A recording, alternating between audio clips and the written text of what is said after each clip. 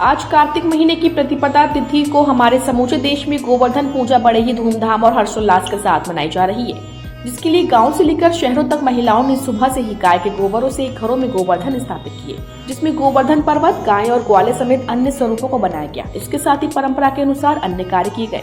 वहीं इस पर्व के अवसर पर बरेली शहर के तमाम परिवारों में गोवर्धन स्थापित कर उनकी पूजा की गई। साथ ही जनपद के बुता क्षेत्र के मगरासा गांव में महिलाओं ने भी आज सुबह घर आंगन को साफ करके गाय के गोबर से गोवर्धन बनाए, जिसमें गाय, ग्वाले और गोवर्धन पर्वत को स्थापित किया। इसके साथ ही कन्याओं ने रंगोली से घरों को सजाया। इसको लेकर मगरासा में गोवर्धन स्थापित करने वाली लीलावती बताती है कि उनके परिवार की बेटियों ने मिलकर घर में गोवर्धन स्थापित कराए हैं। हमारे त्योहारों में अब नई पीढ़ी भी पूरे जोश के साथ बढ़ चढ़कर हिस्सा ले रही है। वहीं रंगोली बनाने वाली 12वीं की छात्रा रुचि गंगवार बताती है कि उनके परिवार में गोवर्धन रखे जाने की बहुत पुरानी परंपरा है, जो आज भी चली आ रही है।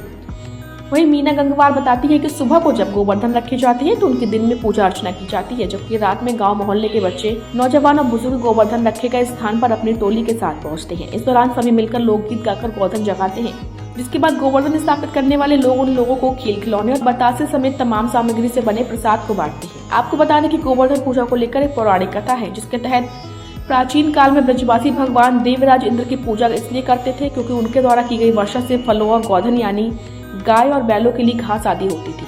वहीं उनकी पूजा न करने पर वह अधिक वर्षा कर देते थे, जिससे प्रलय आ जाती थी। यह बात बाल्यकाल में जब भगवान श्री कृष्ण को पता चली तो उन्होंने ब्रजवासियों को देवराज इंद्र की पूजा न कराकर गोवर्धन पर्वत की पूजा कराई, जिसका परिणाम यह हुआ कि इंद्रदेव ने अति वर्षा से बाढ़ ला दी, जिससे बचाने के लिए भगवान श्री कृष्ण ने अपने हाथ की सबसे छोटी उंगली से गोवर्धन पर्वत को उठाकर ब्रजवासियों को बचाने के लिए आश्रय दिया, जिसके इस करिश्मा से देवराज इंद्र का घमंड चूर चूर हो गया। इस दौरान भगवान कृष्ण ने सभी से कार्तिक मास की प्रतिपदा को गोवर्धन पर्वत और गौवंश की पूजा करने को कहा, जिसके बाद से लगातार इस दिन गोवर्धन पूजा होती आ रही है। सुबह देखो, सुबह उठे तई झाड़ू लगाया और गोबर लाया, उसको तई गोबर लाकर तई बनाने की तैयारी करी और तई हमने सबने हमारी बेटियां ने तई बनाए।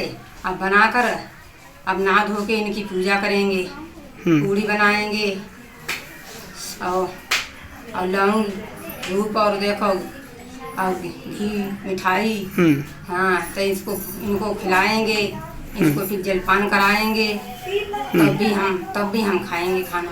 अच्छा, हाँ तो संजा की फिर पूजा होगी, फिर संजा को जगाए जाए। अच्छा।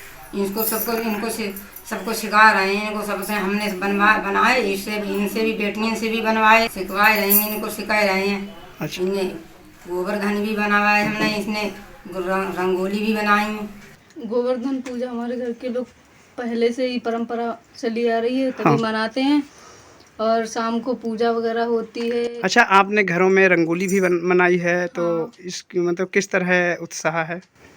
खूब बढ़िया धूमधाम से। अच्छा। इंद्र कृष्ण जी ने पर्वत उठाओ उंगली से, हाँ, उसी के बात द्वारा गोवर्धन की पूजा होने लगी। अच्छा, इसमें क्या किन की पूजा करते हैं आप? गोबर को होता है, ग्वालों को होता है, सबकी होती है। अच्छा, गायों की भी पूजा होती है? गायों की होती है। अच्छा, गोवर्धन पर्वत की भी पूजा होती है? हाँ। किस तरह आप इसे पूजा करते हैं? शाम को क्या किया जाता है? शाम को जगाए भी जाते हैं। अच्छा। हाँ।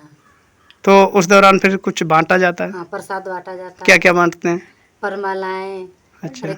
और प्रसाद है। अच्छा, कोई इसमें लोक गीत भी गाया जाता है? लोग कोई जैसे गीत गाते? गीत नहीं गाए, जो जगान आते बे गाते हैं। अच्छा, क्या गाते हैं वो लोग? बहुमा आता नहीं, लोकगीत ही गाते हैं ना? हाँ, गीत गाते हैं। अच्छा, तो किस तरह मतलब खुशियाँ किस तरह होती हैं? बच्चों में, बुजुर्गों में, नौजवानों में किस तरह खुशियाँ होती हैं इसकी? इन्हीं की खुशियाँ होती हैं। अच्छा।